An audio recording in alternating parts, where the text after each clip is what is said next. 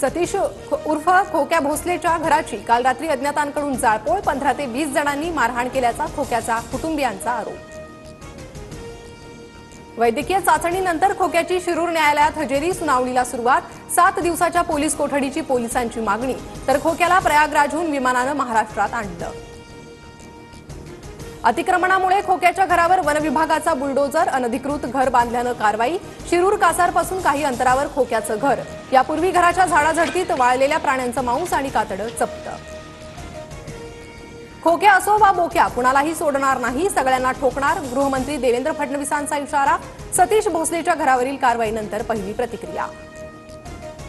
खोक्या भोसलेचं घर तोडल्याप्रकरणी अंजली दमानिया व्यथित, सतीश भोसले गुन्हेगारच, पण त्याच्या कुटुंबियांचा काय दोष? कराड, चाटे, सुदर्शन घुलेच्या घरावर बुलडोजर का चालवलं नाहीत? दमानियांचा संताप। आमच्याकडे या, आम्ही पाठिंबा देऊ। नाना पटोलेंची एकनाथ शिंदे आणि अजित पवारांना मुख्यमंत्री पदाची ऑफर। विरोधकांनी विकासाच्या रंगात सहभागी व्हावं, भगवा रंग कुणाचा द्वेष करत नाही, सगळ्यांना सोबत घेऊन चालतो। उपमुख्यमंत्री एकनाथ शिंदेंचं पटोलेंच्या ऑफरवर उत्तर।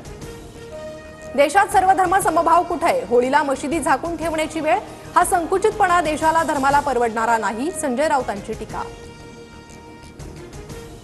देशभरात धुळवडीचा उत्साह, रंगांची उधळण करत तरुणाई थिरकली, कुठे पर्यावरणपूरक तर कुठे पारंपरिक नृत्यानं होळी साजरी। कोकणात शिमगोत्सवाची सुरुवात। राजकीय नेत्यांमध्ये देखील धुळवडीचा उत्साह, राज ठाकरेंसह एकनाथ शिंदेंकडून सहकुटुंब होळी साजरी। अमरावतीत रस्ते रंगवत बच्चू कडूंनी दिला अनोखा संदेश, तर साताऱ्यात उदयनराजे भोसलेंकडून पारंपरिक विधीनुसार होळी साजरी।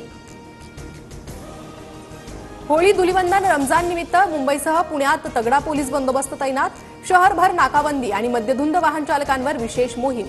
सार्वजनिक ठिकाणी अश्लील शब्द, घोषणा किंवा गाण्यांवर प्रतिबंध।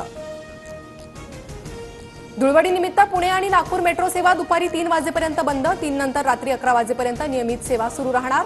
प्रवाशांनी सहकार्य करण्याचं प्रशासनाचं आवाहन। त्रिपुरामधील तारापूरमध्ये तैनात बीएसएफ जवानांमध्ये धुळवडीचा उत्साह, तर जम्मू काश्मीरच्या श्रीनगरमध्ये सशस्त्र सीमा बलाच्या जवानांकडून रंगोत्सव साजरा।